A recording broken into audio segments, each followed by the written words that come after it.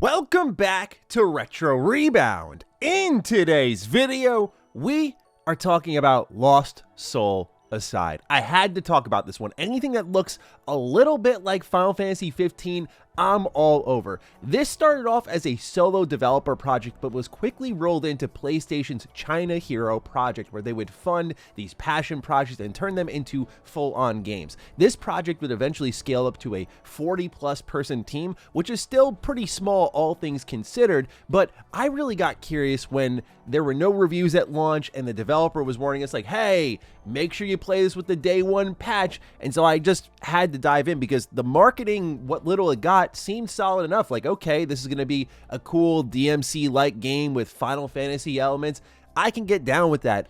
Overall, Lost Soul aside, I think if you have measured expectations, it will actually deliver for you. It doesn't necessarily knock your socks off, but if you're like me who's been tracking this game since the very beginning and looking at the story and how it all started, it is a little bit disappointing. That doesn't mean it's bad. There are elements of it I find enjoyable, but once it hits that ceiling, it kind of turns into a mushy brain game. It turns into a game that's more like a popcorn flick, kind of just shut off your brain and play. And that can still be enjoyable for a lot of people. Like as someone who's a big Dynasty Warriors fan and Samurai Warriors fan, I would put this game in that pocket. But given its competitors are the likes of Platinum Games, where Ninja Gaiden 4 is on the way, and I recently previewed that, thought that was incredible. I have really high hopes for that game. Or Devil May Cry 5. Yeah, it's a really high bar to cross, to be fair, but the game kind of gets dragged down by a really lackluster story, a combat system that once it kind of hits its peak, doesn't really evolve in as meaningful of a way as it does early on in the game,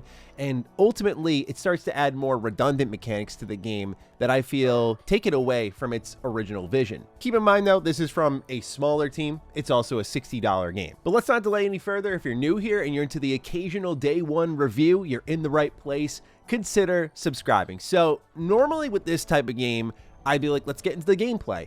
But I really want to start off talking about the story first because it is the very definition, for me, for the rest of my career, when I define a game as a story that's like, we'll figure it out later, that is this game. It is the definition of we'll figure it out later when it comes to storytelling. And I think that makes sense when you look at how this started. It was like a showpiece for combat, for animation. It was incredible that one person did so much work and made it look so polished, and that is absolutely the strongest part of the game. But the reason I start with the story is because a lot of what I think hurts this game are the things that I believe were slapped on much later, and the story absolutely is that. It just feels like there was very little time given to the story to be able to iterate and polish it more. I mean, just in the prologue alone, like in the first 30 minutes of the game, you can see multiple examples of this. One such example is when your main character, Kaiser, finds a random sword on the ground in a doorway before a fight,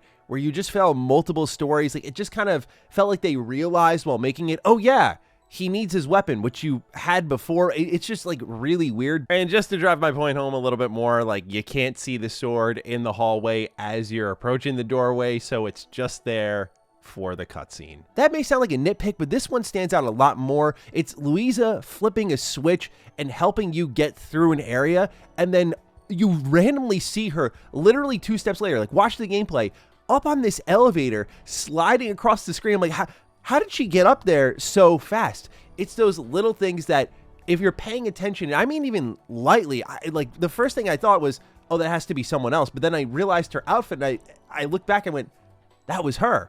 How did they, like, did they think we wouldn't care or that we wouldn't notice? Again, it just feels very much like, oh, we'll figure it out later. They didn't have time to figure it out if the day one patch was anything to go by. Maybe slapped together wouldn't be the right word, but like I say slapped on. Like they built these environments, they built this combat system. I think that was plenty for the game, but then they had to fit this story within all of this and tried their best, no doubt, but it just comes up short. While it will sound like just unnecessarily harsh criticism for things like this, I even look at stuff like the lore document. It just looks very late. You know, I can't stand when I see lore documents in games like these where it's just like text on a screen.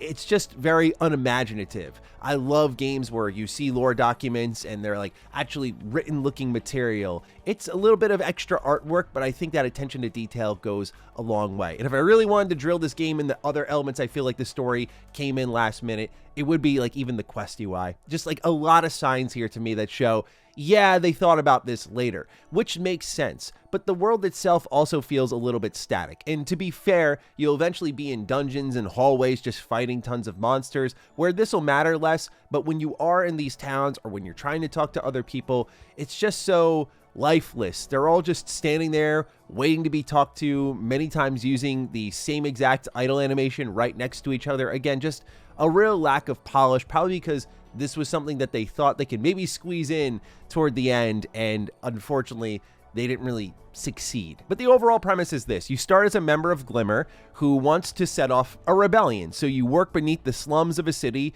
to rise up and strike against a force suppressing the people. And in that act of rebellion, a big thing happens to the city, which sets all hell loose. Sound a little familiar? Yeah, this game loves Final Fantasy. I mean, that's clear right away when you look at the main character and the fact that this story gets into how crystals are very important to your ultimate mission.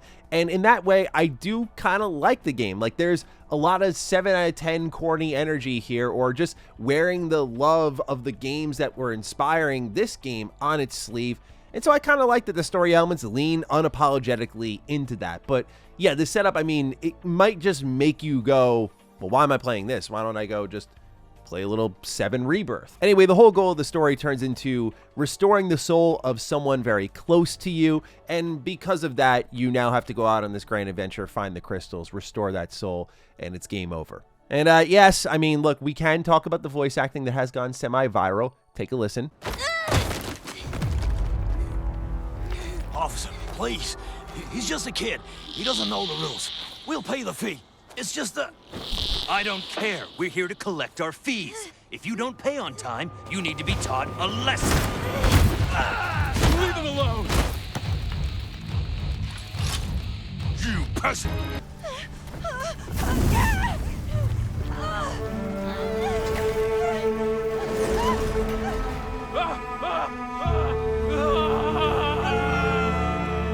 My hot take, I mean, it kind of adds to the game.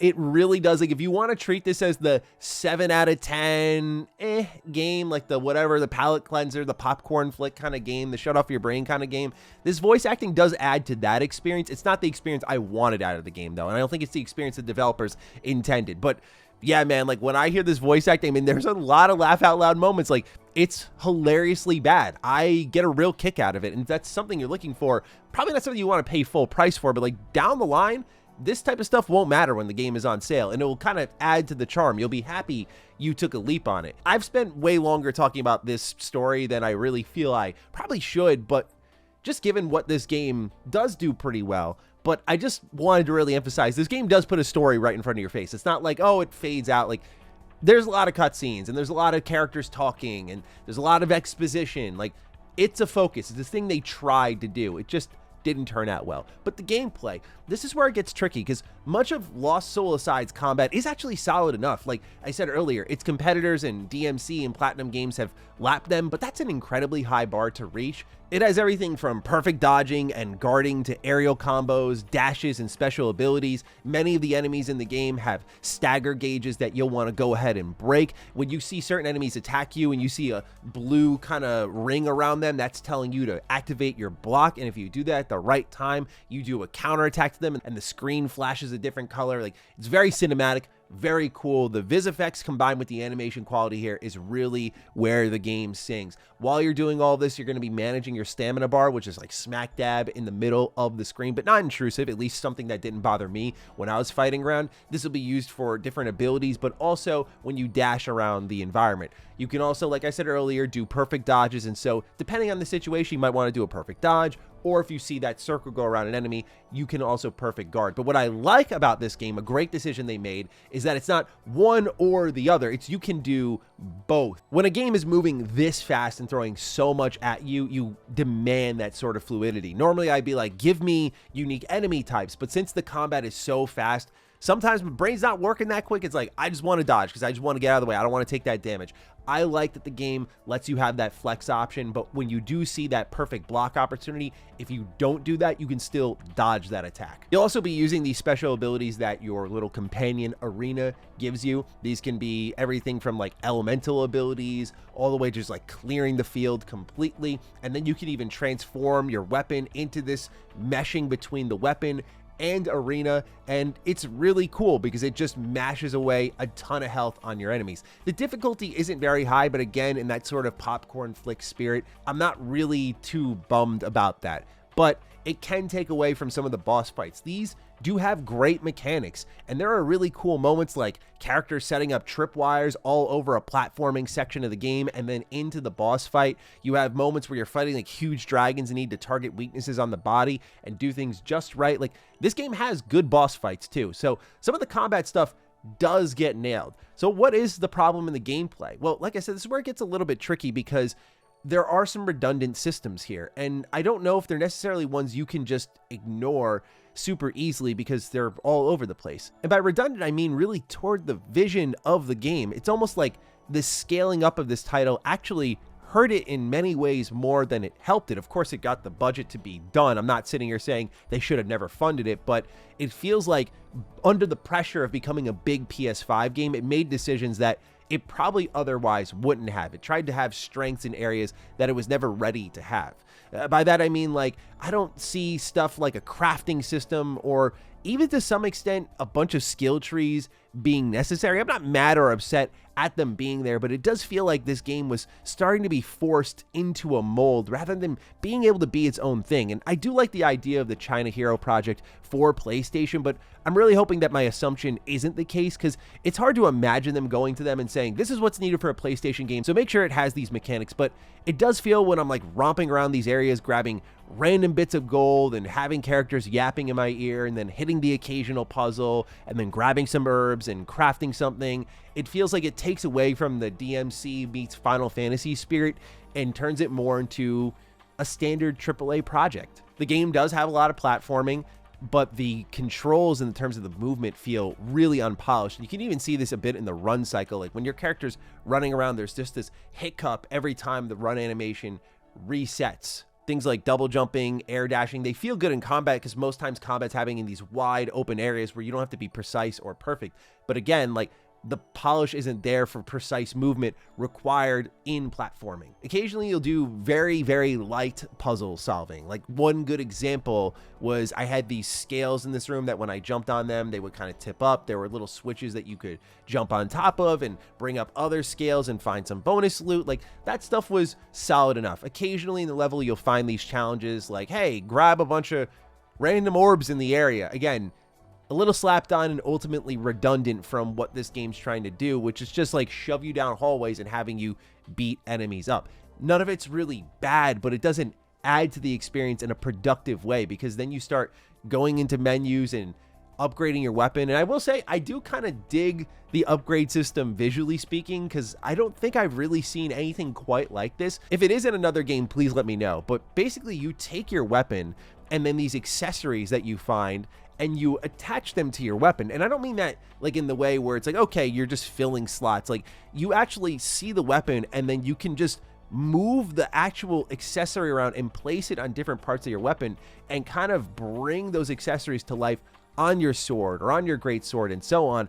I thought this was actually a really cool idea in reflecting your progression in the game in a way that I haven't really seen before. Those are the things that give this game personality, even if I'm a little bit unsure if it really needs an upgrade system or not. Now, within this skill tree, you just unlock tons and tons and tons of moves, and it increases the tech that you're able to string together across not just one weapon, but multiple. When you start getting multiple weapons, this is where you start to feel like this game has levels to its combat, right? Like, okay, I have my sword, I have my great sword. The sword is good for quick attacks and knockups, but the great sword hits really hard. So when you knock someone up in the air and then you switch to your great sword and then you smash them back down with force, that feels really good. And again, once you get in that groove and adjust to that evolution, Then it starts to get into more of its comfort food zone, which does take a few hours. And again, not really a bad thing at all. It's just, I think for the expectations many of us had, right? Starts as a single project so far along, I expected it to go further. And more importantly, I did expect for a $60 game a little bit more polish, especially in the storytelling department. It's not buggy or broken or anything like that, but it's definitely like one of those games that I would tell you, play eventually if it's your speed. Like, do you need to get it right now in the heat of a season where a metric ton of games are about to come out in September? I don't think so. But hey, you're watching this video and it's Black Friday, it's Cyber Monday, it's the holiday season. Maddie, it's $20, it's $25, it's $30. Should I? Yeah, I think you can take a swing on this one and you would have a good time with it. The boss fights are entertaining enough. I think the story in English is hilarious enough, and I think some of the gameplay is enjoyable enough. There's a lot of other recommendations that I would make, but given the game isn't extremely long by any means, I feel like redundant systems aside, poorly implemented story aside, this is an easy kind of rec if it's on sale, because it is that game that I just know this audience has a flavor for. Many of you are like me, you love Final Fantasy, you love especially anything that reminds you of like Final Fantasy Versus 13 or Final Fantasy 15, so it's like, yeah, having that spirit in your games matters a lot. This game carries a lot of it, so ultimately, it's an all right time. It's a very disappointing game, though, at the same time. Like, I definitely didn't want to be sitting here being like, buy it on a sale, and yeah, it's popcorn, junk food kind of game. Like, I wanted to be sitting here telling you, yeah, this thing kicks ass, and like for a $60 PlayStation game and the real strong kickoff of the China Hero project, we're looking at like another Stellar Blade-esque game. Like, that's kind of what I was hoping for. And by the way, I know Stellar Blade's like a Korean game, but you get my point. Like, I was hoping for one of those like real, like, whoa, this kind of just hit the scene all of a sudden and explode into something we didn't expect. It's not like a Black Myth Wukong. It is an all right game, but I definitely expected more from it. So, ladies and gentlemen, those are my thoughts on Lost Soul Aside. You let me know yours down below if you've been playing. Are you picking it up on sale or anything like that? Fire away. Other than that, I'll catch you in the next Retro Rebound. Peace